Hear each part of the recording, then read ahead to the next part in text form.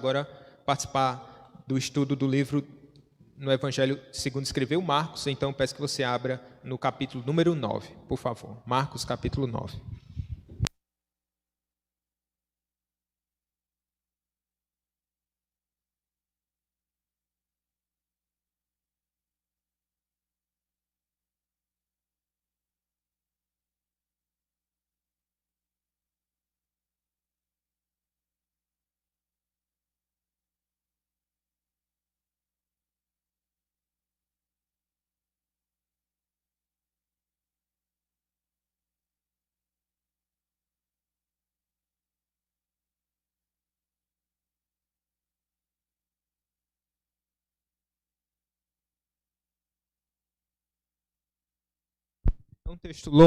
É um texto longo, eu quero fazer essa leitura por partes, tá bom? Para nós não perdermos o fio da meada. Diz assim, deixe-me ler com vocês essa primeira parte do versículo 1 ao versículo número 13.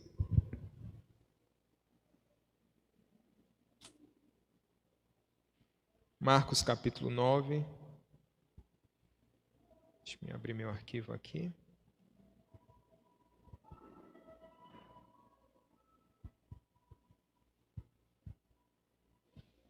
Nós já oramos pelo presbítero Silvio, não foi? Como é que ele está? Ele está bem?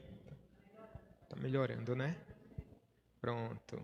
Deus abençoe a vida do presbítero Silvio, que também teve uma semana difícil, né?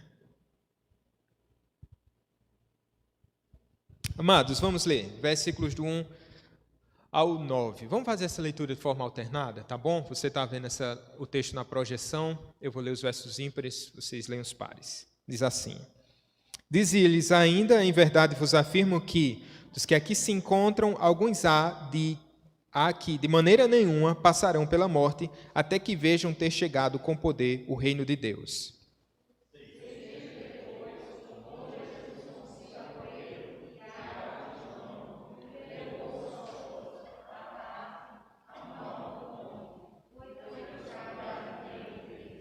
As suas vestes tornaram-se resplandecentes e sobremodo brancas, como nenhum lavandeiro na terra as poderia alvejar.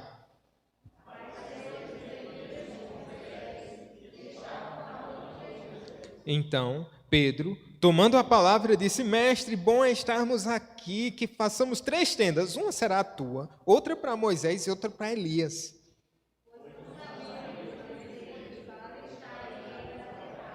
A seguir, veio uma nuvem que os envolveu, e dela uma voz dizia: Este é o meu filho amado, a ele ouvi.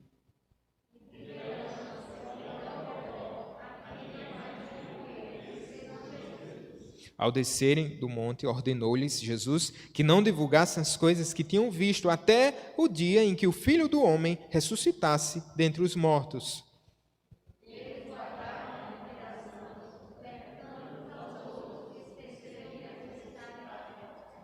E interrogaram-no, dizendo: Por que dizem os escribas ser necessário que Elias venha primeiro?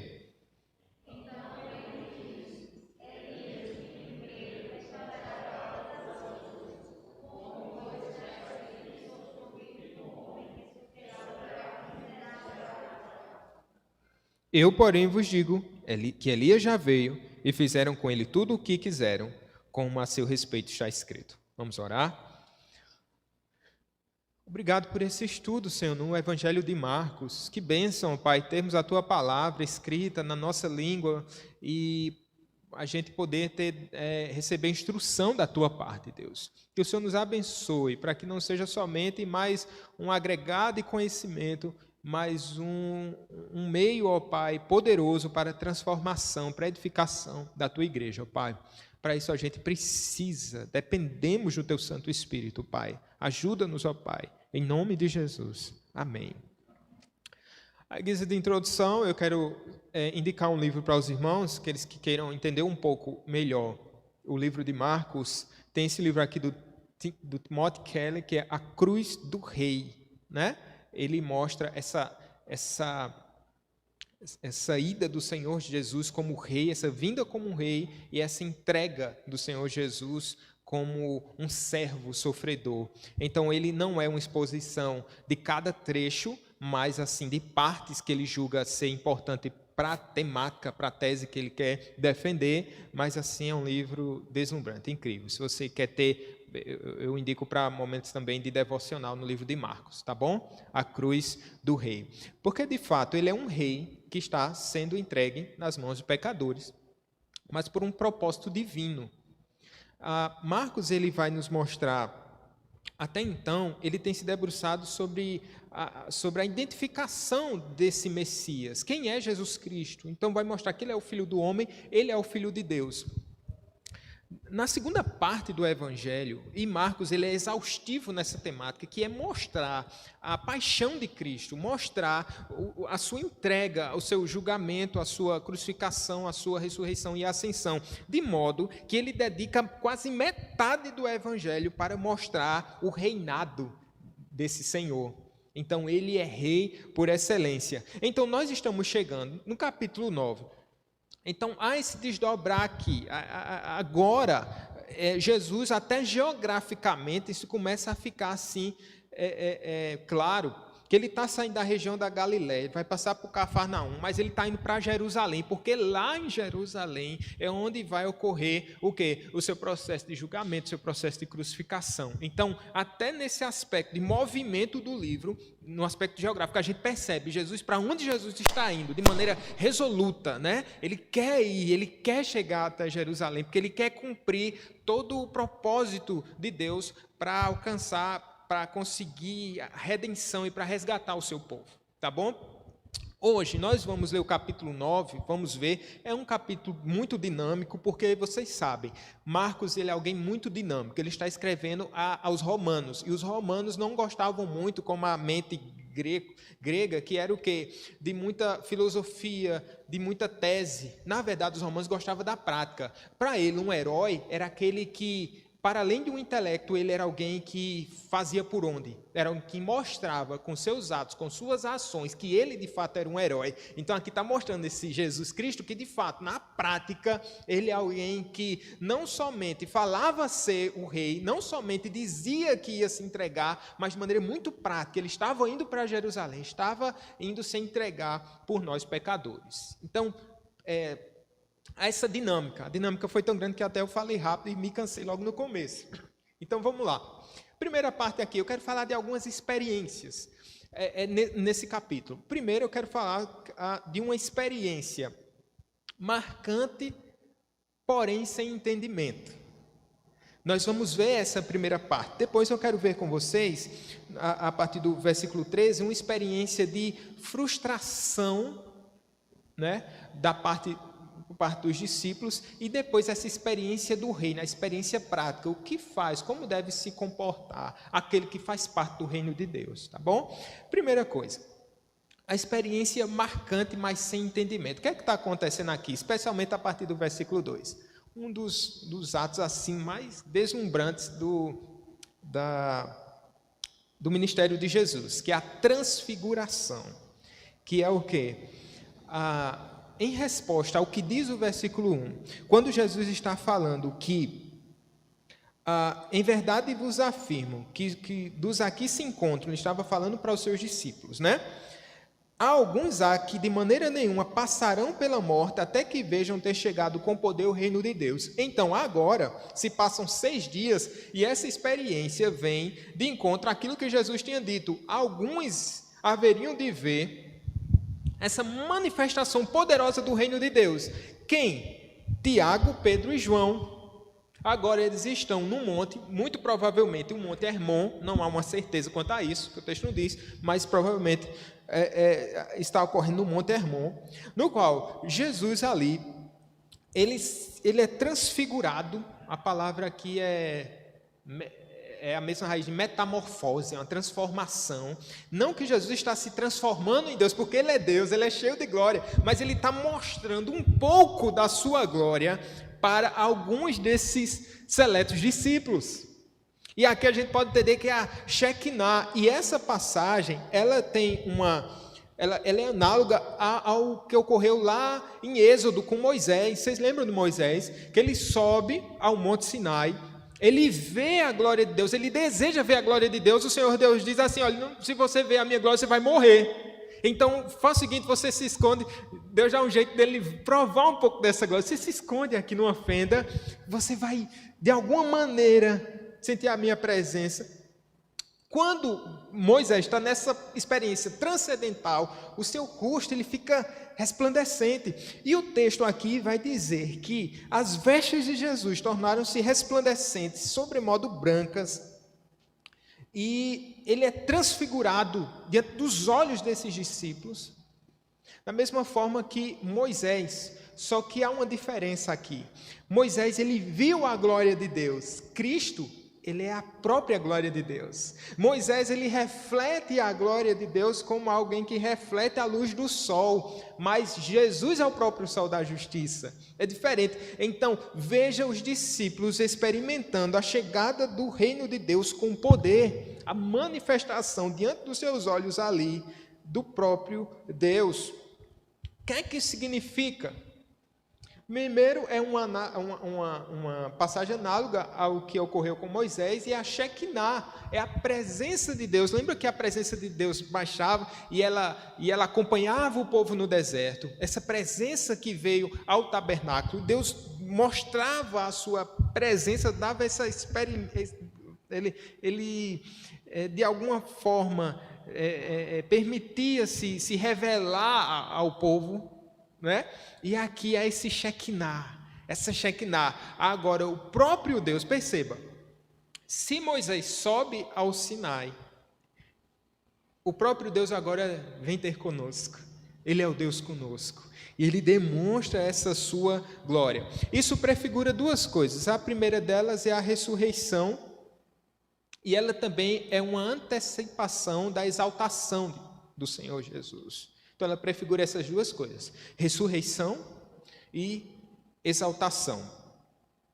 Diante disso, Pedro fica pasmo ali e não tem nem o que falar. E você sabe, quando a gente não tem o que falar, a gente fala, né? A gente costuma falar bobagem.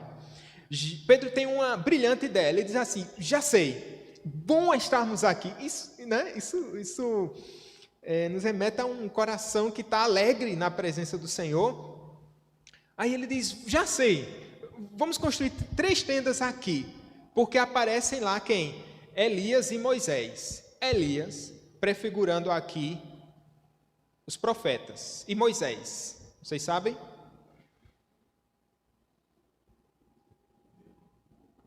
A lei. Moisés prefigura a lei. Então, os profetas e a lei, né? Eles estão ali. Aí ele tem essa célebre ideia: vamos construir essas 3 tendas e a gente vai permanecer aqui. E o texto vai dizer porque não sabia o que dizer. O que é que ocorre? Acontece que enquanto ele dizia isso, o verso 7 vai dizer: veio uma nuvem e os envolveu, e dela se ouviu uma voz dizendo, essa nuvem que os envolve, lembra da Shekinah, né? Eu não consigo nem imaginar o que é que está acontecendo aqui. O filho está, né, sendo transfigurado, e o pai, coisa semelhante aconteceu aonde, irmãos? No ato do batismo, né? Esse é o meu filho amado em quem eu tenho todo o meu prazer. Aí eu queria que vocês notassem que essa segunda experiência aqui, dessa voz de Deus que fala, né? Ela mostra justamente esse segundo momento do ministério de Jesus, desse estágio final do ministério de Jesus. Primeiro, no ato do batismo, e agora nesse ato final aqui, quando ele vai sendo fortalecido para o quê? Para seguir o caminho da cruz. Perceba, e eles ouvem essa voz: este é o meu filho amado. O texto vai continuar nos dizendo que de relance, olhando ao redor, ninguém mais viram com ele senão Jesus. Jesus, ele eclipsa essa imagem do profeta e da lei, como que se mostrando aos discípulos que ele era o cumprimento de todas as profecias, e que ele mesmo era aquele quem havia dado a lei, e nele toda a lei se cumpria. Ou seja, mostrando, não precisa de 3 tabernáculos, eu sou o único. E aquilo que veio antes de mim vinha justamente anunciando a minha obra. De modo que a centralidade da obra de Cristo aqui fica aguçada e deve ser notada e destacada aos olhos e aos corações dos discípulos. Jesus é maior que a lei e os profetas, maior que Moisés e Elias. E veja, a transfiguração, se por um lado eu disse a vocês que é uma preparação para Jesus, para aquilo que ele haveria de enfrentar, também é uma preparação para os discípulos, para aquilo que eles iriam enfrentar também. Lembremos que Jesus estava preparando, daqui a pouco a gente vai ver uma passagem, já vimos no capítulo 8, no capítulo 9 vai ter outra passagem que Jesus está lembrando, olha, eu vou ser entregue na mão de pecadores, eu vou ser crucificado, eu vou passar pela morte. E Jesus aqui os leva para essa experiência de transfiguração, como que se preparando os discípulos para o quê? Para eles enfrentarem o que estava por vir. O Tim Keller, e aí eu cito esse livro, ele diz: a transfiguração não é um truque milagroso para convencer os discípulos da divindade de Jesus. É uma experiência de adoração coletiva, a qual será necessária para enfrentar aquilo que os espera pela frente. É curioso porque em Apocalipse, João, ele recebe essa visão da parte de Deus, e ele recebe para partilhar com a igreja. A igreja estava em o quê? Em sofrimento, e a imagem do Cristo vencedor iria trazer o quê? Força e perseverança para a igreja. Então perceba, no momento do sofrimento, que eles haveriam de ver o seu Cristo sendo entregue nas mãos dos pecadores, agora eles iriam ver, ele é o próprio Deus, ele é glorioso, precisamos seguir esse mestre. No versículo 9, diz assim, Jesus ordena que eles não partilhem isso, não divulguem, né? Por quê? Porque é o que alguns teólogos vão chamar do segredo messiânico. A sua obra seria revelada de maneira plena depois da sua ressurreição. O entendimento dos discípulos ainda é um tanto quanto insuficiente, pálido. Então, eles ainda, e Jesus sabe disso, eles teriam um vislumbre maior, completo, depois da morte e da ressurreição do Mestre. Vários momentos em Marcos ele está dizendo assim, não falem, não divulguem, né? Jesus está preparando os discípulos, no verso 10 vai dizer que eles ainda não entendiam muita coisa, né? Eles guardaram a recomendação perguntando uns aos outros, que seria o ressuscitar dentre os mortos. Veja que eles ainda não têm esse entendimento completo acerca do que Jesus está falando para eles. Aí eles têm uma dúvida, eles começam a falar sobre Elias, aí no versículo 11 e 12. Eles dizem assim, porque é o seguinte, o que é que eles entendiam? Entendiam que à luz do Antigo Testamento, Elias ele via preparar o caminho do Messias. Deixa eu ler para vocês, Malaquias 4, 5.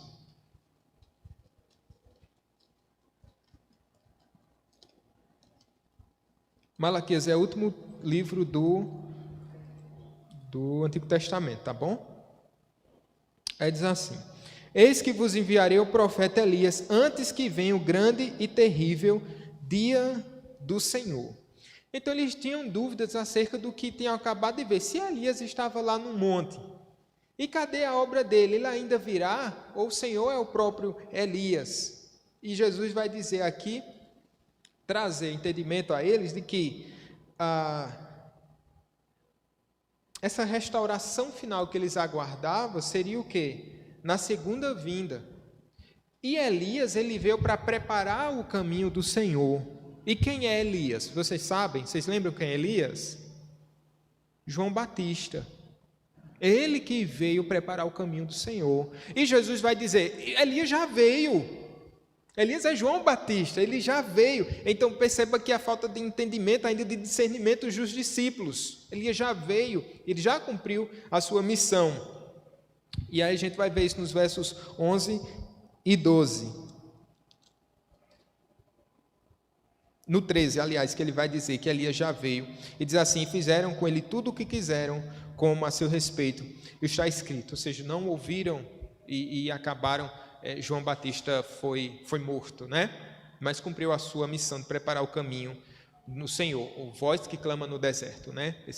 Essa era a tese do ministério joanino. Agora, o que nos fica de lição aqui é que todos os seguidores de Cristo precisam aceitar o seu sofrimento antes que possam aceitar as glórias, a vitória do Senhor. Porque Jesus está mostrando aqui, e para eles é algo um tanto quanto difícil entenderem que a glória, Jesus está mostrando a glória no monte, mas depois vamos descer. O mestre precisa seguir o caminho da cruz.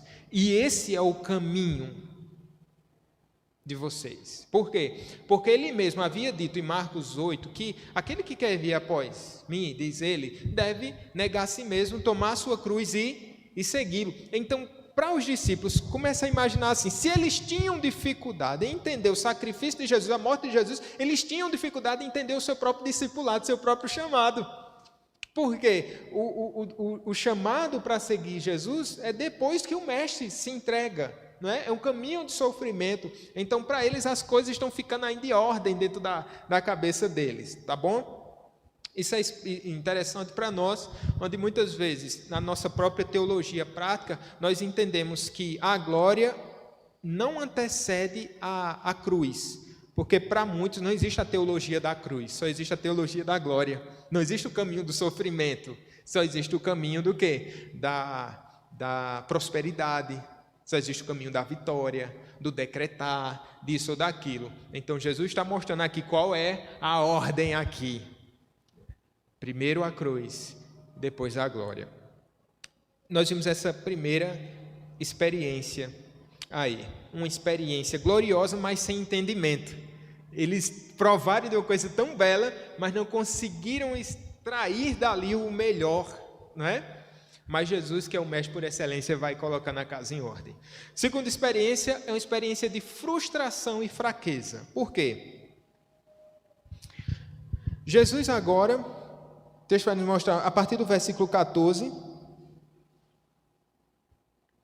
depois dessa experiência, os discípulos, eles se deparam com uma situação que era comum, especialmente no livro de Marcos, que era o quê? A manifestação de espíritos malignos. E aqui há uma criança, e acho que é uma das passagens mais difíceis, assim, porque a gente vê Satanás se apropriando e oprimindo uma criança, não é? E aqui nós temos um pai aflito que está com uma criança possessa, e Jesus vai perguntar desde quando? Ele diz desde a infância. Então era uma criança que há muitos anos já estava sofrendo desse mal, não é? Como se fosse um ataque epiléptico, né? Então ela se jogava vez na água, ora no fogo. Então um caso gravíssimo aqui, e que carecia dessa expulsão. O que foi que esse homem fez? Ele procurou os discípulos. Quais? Os 9 que ficaram embaixo, porque tinham 3 lá em cima. Só que vai lá, vem cá, eles não conseguiram expulsar o tal demônio. E a discussão estava rolando solta, porque tinha lá os escribas. Os escribas estavam discutindo como se dissesse assim, tá vendo, o mestre de vocês não tem esse poder todo não, vocês são aí, discípulos dele, e não estão conseguindo expelir o demônio, então a confusão estava solta lá. Vamos voltar um pouquinho. Eu falei para vocês que essa passagem, ela é paralela à passagem pode ser entendida assim, com a passagem lá de Moisés, quando subiu ao Monte Sinai. Vocês lembram o que aconteceu? Moisés viu, né? Provou da glória de Deus, desceu com o rosto resplandecente. Quando ele desce, o que é que está vendo ali, embaixo, no pé do monte? Confusão, idolatria, né? Então, aqueles que ficaram estavam já negando a fé, apostasia. Quando Jesus desce com os discípulos, está uma confusão instaurada ali, por outro motivo também, mas porque eles estavam perdendo tempo com essa questão. Será que eu quero defender que eu tenho poder? E os escribas ali, discutindo também. O que é que ocorre? Quando Jesus vem, obviamente, as atenções se voltam para Jesus, e o texto vai dizer que, ao ver Jesus, eles foram tomados de surpresa. Alguns vão conjecturar que esse tomado de surpresa aqui é porque Jesus estava com o seu semblante assim, ainda glorioso, radiante por causa da experiência lá. Mas assim, faz certo sentido, mas o texto não nos mostra isso de maneira cabal, né? O fato é que Jesus, ele chamava a atenção de fato.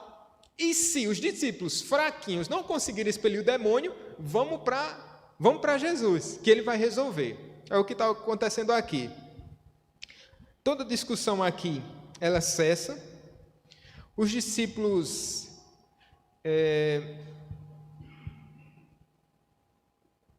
são repreendidos no verso 19, depois do breve relato desse pai.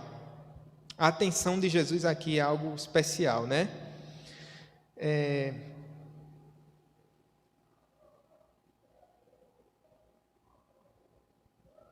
Primeiro vem a exortação, a repreensão, no verso 19. Porque ele vai dizer assim, ó: então Jesus lhe disse: ó geração incrédula, até quando estarei convosco? Até quando vos sofrerei? Trazei-mo. E aí ele pede para que tragam a ele essa criança. Essa repreensão para quem é? Bem, essa repreensão pode ter sido dada aos escribas que estavam duvidando do poder de Deus. Essa repreensão pode ter sido dada aos discípulos que não conseguiram expelir o demônio por eles estarem despreparados, né? Ou pode ter sido para todo mundo. A gente pode entender, eu entendo que foi para ambos, né?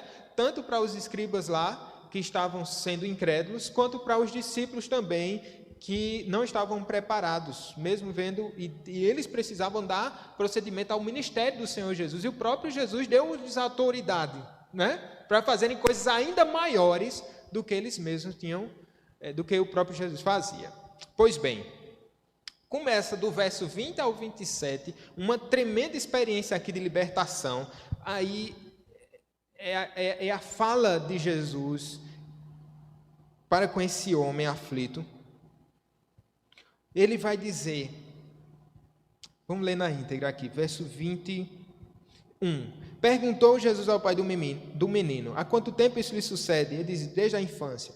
E muitas vezes o tem lançado no fogo e na água para o matar. Mas se tu podes alguma coisa, tem compaixão de nós e ajuda-nos.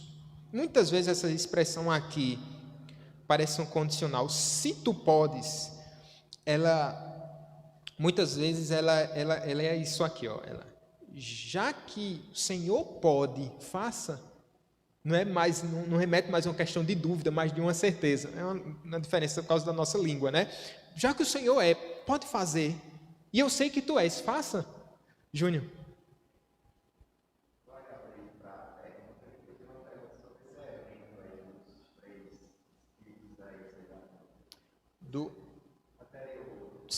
Da transfiguração. Vamos? Pode fazer. Se eu não souber, a gente passa para os universitários. A Bíblia condena essa questão que quando Entendi. contato com o Espírito, inclusive até manifestar em alguns reis. Saul. Samuel, né? Ele vê a aparição de Samuel. Vixe, que texto difícil. Vamos continuar o estudo aqui. Vamos lá.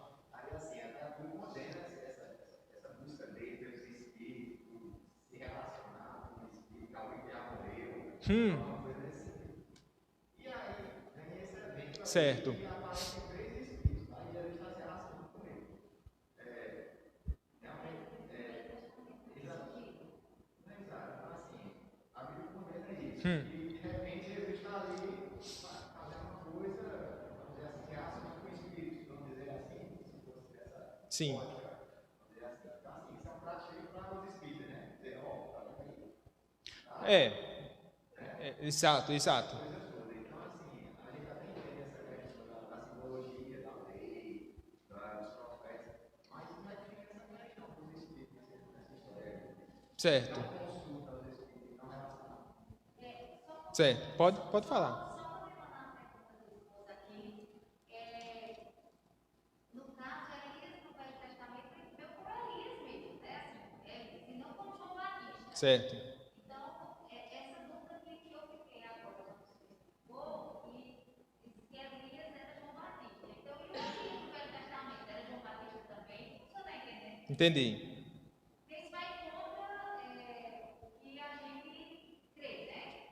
Certo? Para a reencarnação. Ok. Nesse texto aqui, eu vou usar esse texto. Nesse texto ele não fala que é uma manifestação, como se fosse uma ressuscitação. Você falou a palavra espírito. O texto vai dizer somente que eles aparecem, não é? E isso não provoca em nenhum momento nos discípulos alguma coisa do tipo, onde é que eles estão? Como se eles conseguissem perceber, de fato, que aquele era um artifício de Jesus para mostrar, e eles tiveram essa compreensão plena, não é? De quê? De que aquelas não eram pessoas, mas aparições que remetiam a essas pessoas, não é? É um texto um tanto quanto difícil, justamente por causa de uma prática espírita, que vai dizer, eles vão pegar outro texto também lá no Antigo Testamento, que é um texto dificílimo, que vai mostrar a aparição de Samuel, e aí eu vou começar desse texto. Esse texto de Samuel, alguns dizem que foi o quê? O próprio Deus, para entregar Saul ao engano do seu próprio coração, fez com que ele mesmo fosse enganado por aquela visão, por aquela imagem, não é? Em nenhum momento, agora se a gente pega o ensino geral da Escritura, qual o princípio? O princípio é que nós não podemos fazer nenhuma apelo aos mortos. Esse é um princípio que vai nortear mais do que esse próprio texto. O que fica é um princípio. Aqui é uma coisa que eu posso dizer assim, uma manifestação espetacular, mas que em nenhum momento mostra que eles ressuscitaram. Não é a personificação deles, não é? Mas é um texto difícil. Talvez nem tenha sido tão claro assim, certo? Esse é mais fácil. Por quê? Porque eles traziam personagens mostrando que o ministério seria... esse ministério ele teria procedimento através de outro personagem. Então, é o espírito de Elias, aí fica mais fácil, é o espírito de Elias que estará atuando no espírito de João. E qual era o espírito de Elias? De profecia. Entende? Ele é um profeta que vai ser levantado. Então, nesse aspecto aí, ele não tem tanta dificuldade. É um ministério que vai ter a sua continuação através de outro personagem, mas não de seu próprio Elias em si, certo? Inclusive, quando Jesus diz assim, olha, Elias já veio, então já tira essa ideia deles, ele já veio, então ele já se manifestou novamente através de quem? De João Batista. Não é Elias, é João Batista. Não é Elias que iria ressurgir de dentre os mortos para efetuar isso, veio através de outro homem, tá certo? Fique aí em stand-by, Júnior, certo? Vou tentar uma resposta um pouco mais consistente, certo? Para a gente trabalhar isso, tá bom? Mas é importante. Obrigado pela pergunta. Essa é uma base que os espíritas usam. Eu nem vejo muito esse texto, eu vejo mais o do Antigo Testamento, mas esse, de certa forma, dá uma base, tá bom? Vamos continuar. Os irmãos querem contribuir? Essa já foi, né? Pois vamos lá. Onde paramos? Ele é repreendido, né? A essa experiência de libertação. O que é que Jesus está fazendo aqui? Está dialogando com esse pai, e ele diz assim, eu creio, ajuda-me na minha falta de fé. Vamos voltando aqui. Olha o que acontece com esse homem. Ele é alguém que crê, porque ele diz, se o Senhor pode, e eu sei que tu podes, faça, mas ao mesmo tempo ele diz assim, me ajuda na minha falta de fé. Eu não tenho fé suficiente para crer nisso, embora eu esteja declarando aqui que o Senhor pode fazer. Não seria esse um dilema que a gente encontra muitas vezes na nossa própria devoção? Eu creio, mas no momento chave da minha vida, no momento crucial, eu temo. Eu creio, mas quando é alguma coisa com os meus, eu temo. Eu creio, mas quando eu estou passando pela prova, minhas pernas tremem, e a gente entra nessa situação. E agora, Senhor? Eu creio, mas não creio. E Jesus mostra aqui como é que ele pode desprezar uma fé tão humilde, um reconhecimento de fraqueza. Porque muitas vezes nós olhamos para esses homens marcantes de uma grande fé, e o temos como exemplo, né? Que grande fé! Olha os feitos que eles realizaram. Mas também os exemplos de pequena fé, eles arrebatam o coração de Jesus. Por quê? Porque é uma declaração de que até para crer, eles precisam de Jesus. E aí nós entendemos que a fé é um dom, e até o ato de crer vem dele. E por isso ele reconhece aqui: Senhor, me ajuda nessa minha falta de fé, me ajuda. E o que é que Jesus faz? Olhe para o texto mais uma vez, verso 23. Ao que lhe respondeu Jesus: se podes, tudo é possível ao que crê. E de imediato o pai do menino exclamou com lágrimas: eu creio, e aí ajuda na minha falta de fé. Verso 25, vendo Jesus que a multidão concorria, repreendeu o espírito imundo, dizendo-lhe: espírito mudo e surdo, eu te ordeno, sai desse jovem e nunca mais tornes a ele. Vocês percebem que a primeira parte de Marcos, ela estava enfatizando o quê? Jesus como filho do homem. Então ele tem poder. Eu falei isso em Marcos 5, quando a gente expôs aqui. Ele tem poder sobre o quê? Sobre as enfermidades, ele tem poder sobre a morte, e ele tem poder sobre os espíritos malignos, sobre as trevas. E aqui, ele está enfatizando aqui, Jesus, ele é o homem que é poderoso, Deus homem. O que ocorre? Isso acontece, esse menino, ele se vê liberto, cai ali agitado, como se estivesse morto, ao ponto de muitos dizerem: morreu. Imagina toda essa opressão e toda essa situação numa criança, né?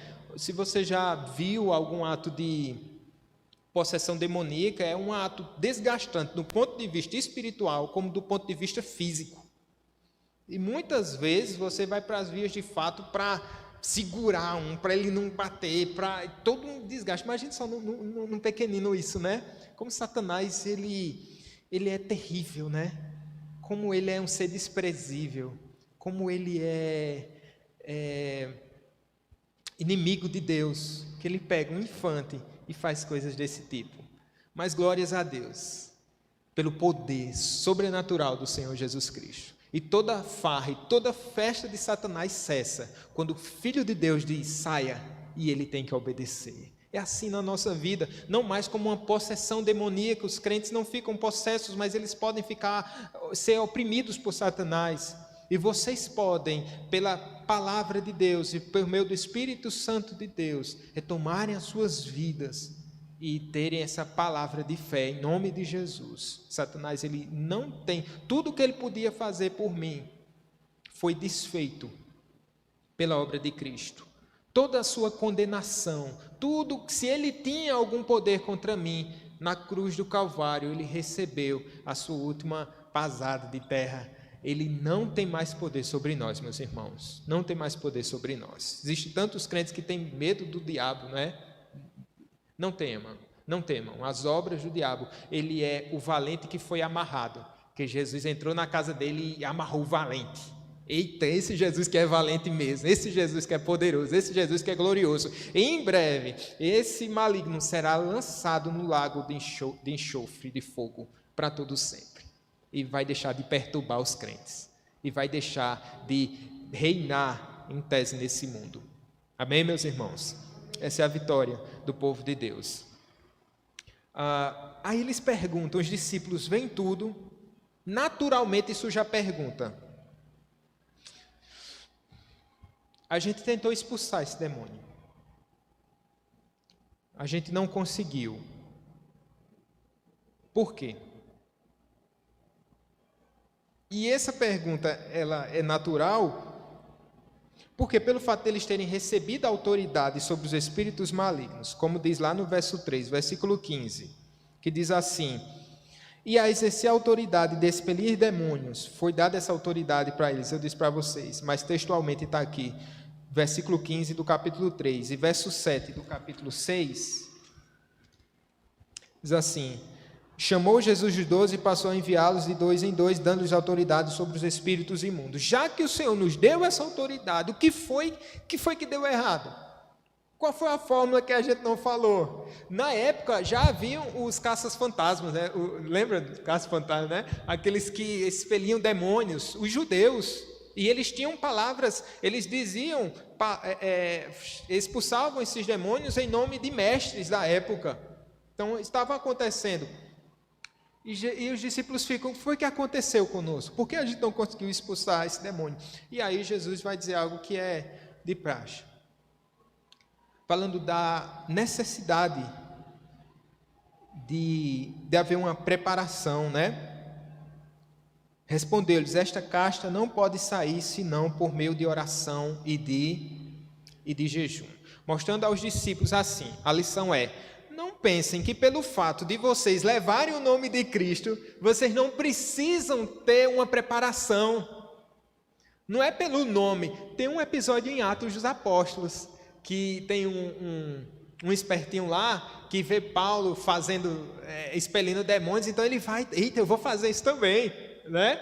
E aí o demônio olha para a cara deles assim, se alguém lembrar o nome desse personagem, me digam aí. Não sei se é Simeão, muito bem lembrado.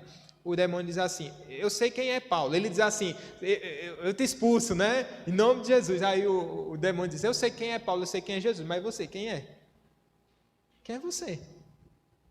Né?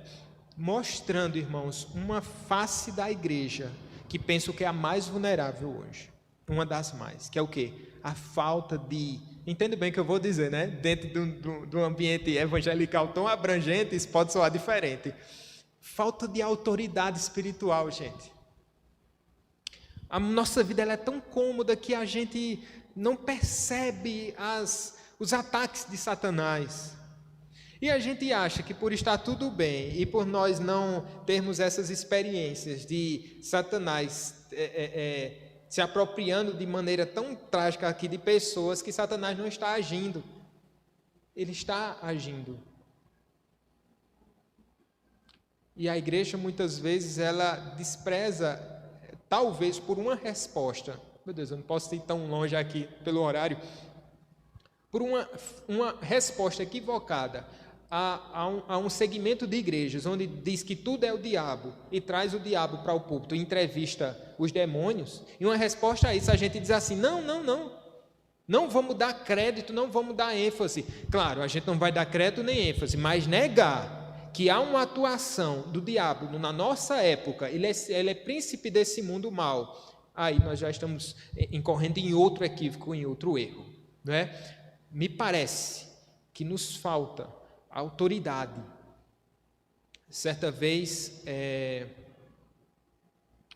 um expoente da Igreja Católica, ele caminhava com uma das autoridades, um papa, e eles caminhavam pelas ruas de Roma, e mostrando os seus edifícios, e mostrando toda aquela suntuosidade dos edifícios, e essa pessoa diz, veja, Papa, que a igreja não precisa mais dizer não tenho ouro nem prata. O Papa disse para essa pessoa, veja, a igreja não precisa mais dizer que falta ouro e prata, mas esse mesmo retrucou dizendo, mas também a igreja não pode mais dizer, levanta-te e anda. A igreja que muitas vezes está alheia à autoridade espiritual e à devoção, e é presa fácil de qualquer intento de Satanás. Vamos seguir aqui. Terceira experiência, a experiência prática do reino. A busca por purificação e santidade. Veja, Jesus está falando aqui nesse episódio rápido, do verso 30 ao 32, ele repete a necessidade da sua morte e ressurreição. Vez por outra, ele está tocando nesse assunto. Eu disse para vocês, por quê? Ele está preparando os discípulos, ele está chegando em Jerusalém. E aqui a aplicação prática é o quê? Que a igreja ela precisa ser relembrada sempre do sacrifício de Jesus. A igreja ela precisa ser relembrada do evangelho, porque ela se esquece muito facilmente. Se fizermos uma entrevista rápida com muitos irmãos que têm uma vivência de igreja longa, talvez de perguntas elementares da fé, eu temeria se a resposta seria, se haveria algum tipo de resposta. Por isso nós precisamos sempre estar voltando para o Evangelho, para as nossas bases de fé. Não é isso? Jesus, ele relembra a sua morte, ele está mostrando aqui agora que a vida do reino é uma vida de entrega. Veja, eu vou me entregar, semelhantemente vocês precisam se entregar também, não de maneira vicária, não para redimir, mas como um discípulo de Jesus, que entrega a sua própria vida, que entrega a sua própria forma fútil de viver e agora segue os passos de Jesus. Veja, Jesus prediz sua morte, e ele vai mostrar o valor do reino dos céus, mostrando essa chegada do reino de Deus. O que é que acontece agora? Jesus, ele pega os discípulos mais uma vez que estavam tendo uma discussão tão banal. No versículo 30 ao 37, 33 ao 37, vai mostrar a passagem que os discípulos, eles estavam brigando entre si, para quê? Para saber quem era o maior entre eles. É inacreditável, gente. Mas olha o que está acontecendo. Jesus acabara de dizer que ele deveria ser entregue à morte. Logo, a discussão que deveria pautar-lhes era o quê? Eita, nosso mestre vai ser entregue. Nosso Senhor Jesus, nosso Rei da Glória, ele vai se entregar por nós. Mas não é isso que está acontecendo. Eles estão envolvidos numa discussão que é uma das mais tolas que pode existir, que é o quê? Uma briga para saber quem é maior. E veja que de uma temática tão importante, a igreja que deve orbitar ao redor do Evangelho, muitas vezes ela está com picuinhas por coisas tão secundárias. Isso é um costume antigo da igreja. Eles estão aqui, muito provavelmente, ainda remetendo ao episódio da expulsão do demônio, que 9 eles não conseguiram. Não sei se os 3 lá, que estavam lá no monte, se a gente estivesse embaixo, esse demônio tinha saído. E eles estavam nessa discussão, não, quem é o mais poderoso? Não, vocês são fraquinhos, vocês não conseguem nem expulsar um demônio de uma criança. Talvez a discussão girasse ao redor disso aqui. E eles estão discutindo. Daí Jesus, ele interfere porque ele está num processo de discipulado, de ensino. E ele vai dizer que o maior deve ser o quê? Aquele que serve. Verso 35, e ele, assentando-se, chamou os 12 e lhe disse, se alguém quer ser o primeiro, será o último e servo de todos. Aí o que é que ele faz de maneira didática? Ele pega uma criança, coloca no seu colo e ele começa a dizer aos discípulos, qualquer que receber uma criança, tal como esta em meu nome, a mim me recebe, e qualquer que a mim me receber, não recebe a mim, mas ao que me enviou. Veja, ele pega uma criança, alguém que dentro até do próprio campo visual não era vista, que não tinha relevância. Vocês já viram professor de departamento infantil ter esse reconhecimento todo? Vamos ter uma palestra com... Eu não estou menosprezando não, viu?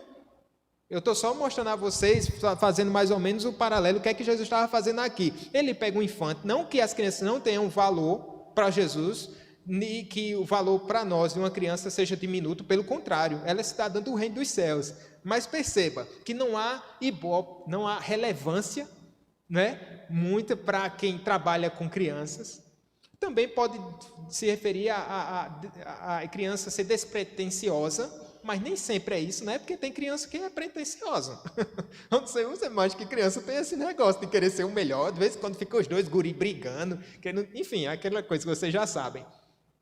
Jesus, ele projeta alguém que está no chão, coloca em seu braço, tira a atenção de todos e diz assim, olha, vejam uma criança, recebam uma criança, tirem a atenção uns dos outros e não queiram se promover, mas queiram projetar o outro. aquele que, à luz da própria cultura, que a criança era desvalorizada semelhantemente às mulheres, então veja que tem um contexto cultural aí, né?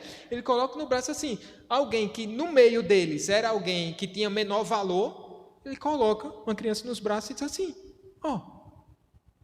vocês não podem desprezar. Esse é o princípio do reino, servir não com motivação escusa de ser reconhecido, mas de diminuir o seu valor para valorizar o outro. E essa sempre é a dinâmica do reino, diminuir. O próprio João Batista, ele fazia isso, era a linha do seu ministério, né? De diminuir para que ele cresça. E assim deve ser. Veja que essa é a dinâmica do reino aqui. Continuando, Jesus ele faz isso agora.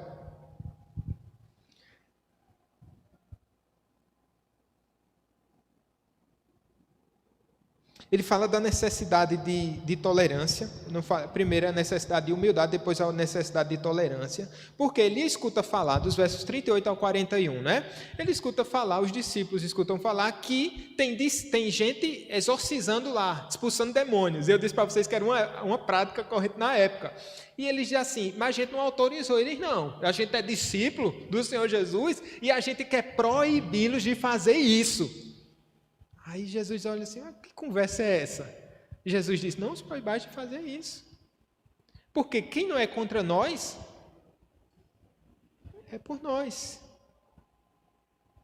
Ele continua a falar, no verso 41, porquanto aquele que vos der de beber um copo de água em meu nome, porque sois de Cristo, em verdade vos digo que de modo algum perderá o seu galardão.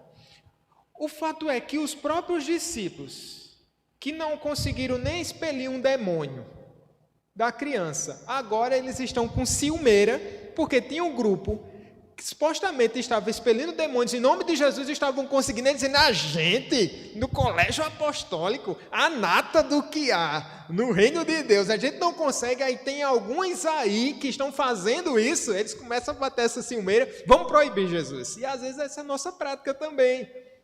Se alguém faz algo melhor do que a gente quer o quê? Ou desprezar, ao invés de reconhecer o seu valor, né? Mas está se reconhecer, né? Assim, olha que bom que tem gente trabalhando pelo teu reino, que maravilha que há pessoas que têm essa autoridade dada pelo próprio Senhor, porque se o Senhor não tivesse lhes dado essa autoridade, eles não poderiam estar fazendo isso, mas eles preferem fazer o caminho do coração de Adão, que é o quê? Desvalorizar e se autocentrar, e de maneira legalista, dizendo assim, não façam, deixe que a gente faz. E se a gente não fizer, é melhor que o demônio tome de conta. Não é esse o discurso implícito aqui? É melhor que Satanás reine do que eu perder o meu reinado. Isso é difícil, mas nas entrelinhas a gente percebe que há um sentimento aqui. E Jesus está combatendo isso, dizendo, olha, eles parecem ter um trabalho assim, de menor destaque, eles de fato não foram dos 12 escolhidos, mas eles estão, e eles fazem parte dessa obra. E por isso ele diz, que ainda que aquele que der de beber um copo de água em meu nome, de modo algum esse perderá o seu galardão. Eles têm um galardão deles, pelo que estão fazendo. E se há galardão, há o que aqui? Uma ação aprovada por Jesus. Porque só há galardão para aqueles que o quê? Que fazem algo que esteja de acordo com a vontade de Deus. De galardão, a gente começa a ver o texto falar sobre o inferno. E a terceira coisa aqui é a necessidade de vigilância. Do versículos 42 ao 48, Jesus começa a falar de alguns cuidados que o cidadão do reino deve ter. Veja que não é somente participar do reino de Deus em palavras, mas em verdade e de coração. E não diz respeito somente à nossa atitude para com Deus, mas à nossa atitude para com o próximo. Aqui ele vai dizer de maneira metafórica, mas real, sobre os cuidados que o crente deve ter. Se alguém fizer um destes pequeninos crentes tropeçar, quem são esses pequeninos?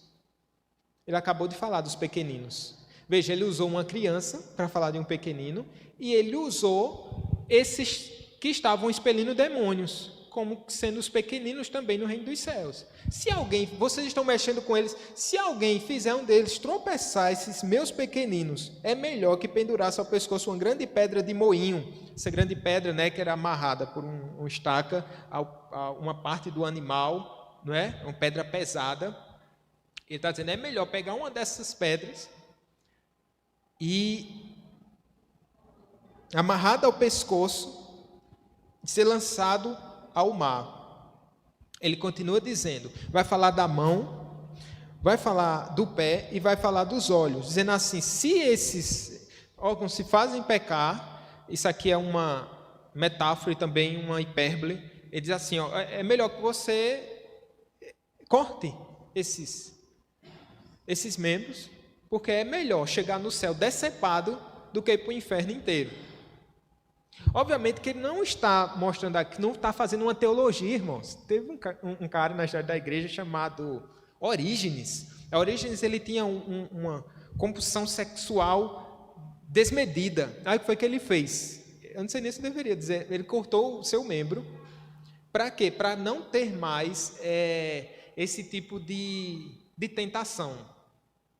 Desculpa a imagem tão grosseira que eu usei aqui, certo? Mas o fato é que isso elimina a tentação e o pecado? Não, porque eu vou usar um princípio bíblico. O pecado, ele nasce aonde? No coração. Ele não precisa ser praticado para ser categorizado como um pecado.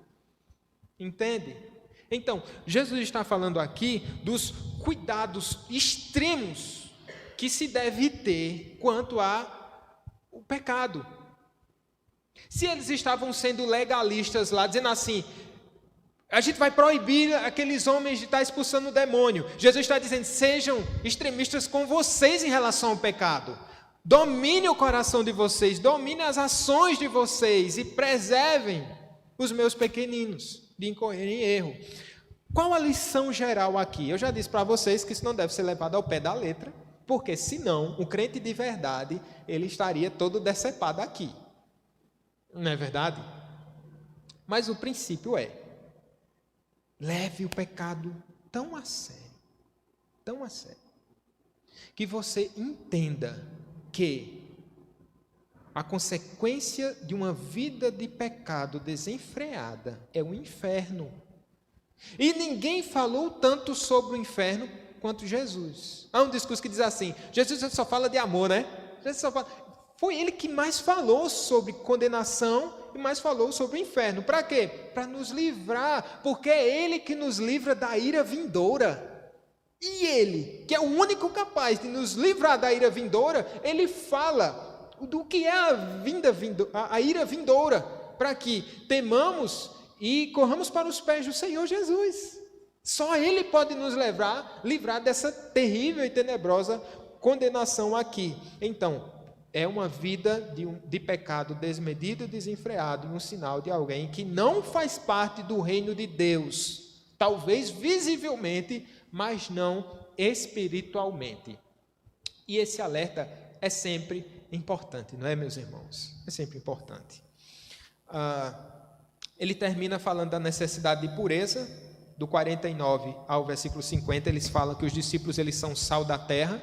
Vocês sabem que essa figura, ou a maioria de vocês já deve ter ouvido falar, que ela nos aponta a preservação, né? O sal. E aqui a gente pode pensar, o texto vai dizer, porque cada um será salgado com fogo, ou seja, sua fé vai ser provada. E como sal, a gente precisa buscar a pureza, fazer diferença no mundo e viver em paz uns com os outros. Esse sal, às vezes a gente pensa que é para a gente fazer só diferença no mundo, né? Então a igreja, ela milita pelo reino dos céus, mas no que diz respeito aos relacionamentos interpessoais, a gente falha. Jesus está dizendo, tenham cuidado de maneira geral. Tenham cuidado de maneira geral. Aquele que conhece o amor de Deus, ele ama Ele cuida, Ele preserva também esses relacionamentos. Porque Ele está falando de quem? Dos pequeninos. Tá bom? Veja como Jesus ama os pequeninos aqui. Veja o cuidado que Ele está tendo. Cuidado. Devemos ter esse cuidado. Resumindo, a gente falou primeiro sobre a experiência marcante, mas sem entendimento. Isso nos mostra que, por um lado, a gente deve buscar um revestimento espiritual, uma experiência com Deus cada vez mais profunda. E eu vejo que a igreja muitas vezes é muito apática quanto a isso, né? Que diz respeito à oração, ao jejum, à reunião de oração. Tão apática que parece que não faz nenhuma diferença, não é? A gente deve vigiar o nosso próprio coração quanto a isso, né? Eu fico pensando que há décadas atrás... eu ia dizer que há décadas atrás eu era tão fervoroso, mas diga aí, há décadas, né? Mas assim, há anos atrás, era tão fervoroso. E eu digo, Senhor, eu quero que meu coração seja aquecido mesmo. Mas o que a gente faz? Tem que estar aos pés do Senhor Jesus. E não é uma experiência mística, ou uma experiência pentecostal. É uma experiência espiritual, daqueles que vivem, que estão perto do Senhor Jesus Cristo, né? Quantas vezes a gente viu o sol nascer nesses dias em oração. Estava escutando uma música ontem, na versão cantada por Kim, sobre essa verdade de alguém que está vendo. Ele diz assim: e aqui de joelhos eu estou, contemplando a última estrela, vendo o passarinho na janela. É de João Alexandre. Aí diz assim: lá vem ela, manhã. É como se fosse um crente em oração, vendo o sol nascer, né? Quantas vezes você já viu o sol nascer em oração, gente? Né?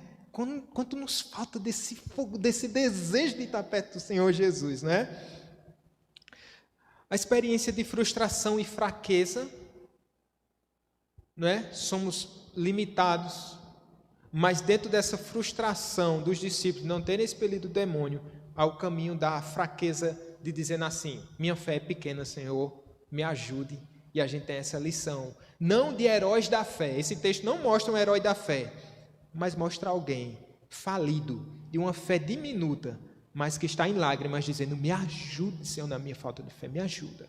Se você se assemelha a esse homem de pequena fé, você está num caminho excelente. Jesus costuma visitar os homens de pequena fé, as mulheres de pequena fé. A experiência prática do reino, a gente precisa ser humilde, precisamos ser mais tolerantes, de fato, precisamos ser mais vigilantes, precisamos buscar purificação e santidade. Amém. Vamos orar? Vamos ficar de pé? Vamos encerrar com essa oração, pedindo que o Senhor nos ajude e nos abençoe.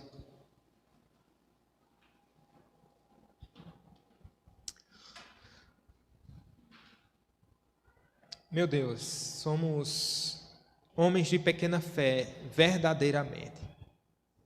Porque mesmo conhecendo o Deus eterno, o Deus que fez os céus e a terra, o Deus que nos redimiu, o Deus que ressuscitou ao terceiro dia, muitas vezes, ó Pai, ainda somos incrédulos. Não confiamos totalmente em Ti. Quando demonstramos isso de maneira prática, ó Pai, quando confiamos mais em nós mesmos, mais em nossos projetos, mais em nossas pretensões do que no próprio Senhor.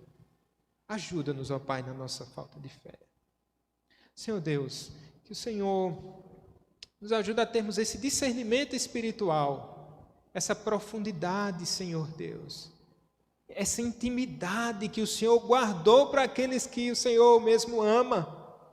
Essa intimidade que nós precisamos desfrutar, mais do que um expelir demônios, mais do que fazermos em público alguma coisa, mas em particular, meu Deus, numa vida de devoção, numa vida de oração, numa entrega despretensiosa.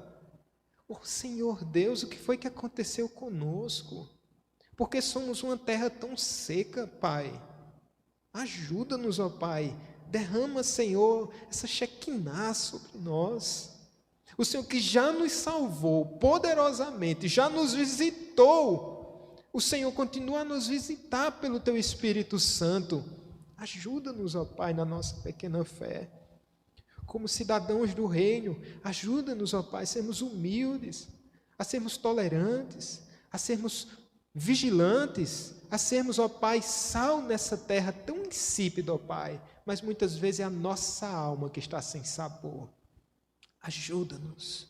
Vem sobre nós, ó Espírito Santo, mais uma vez. Em nome de Jesus. Recebamos a bênção. Que a maravilhosa graça do nosso Senhor e Salvador Jesus Cristo, que o amor de Deus, o nosso eterno, bondoso e poderoso Pai, e as doces consolações do Espírito Santo, seja sobre cada um de vós, meus queridos irmãos, com a Igreja de Cristo espalhada por toda a terra, desde agora e para sempre. Amém.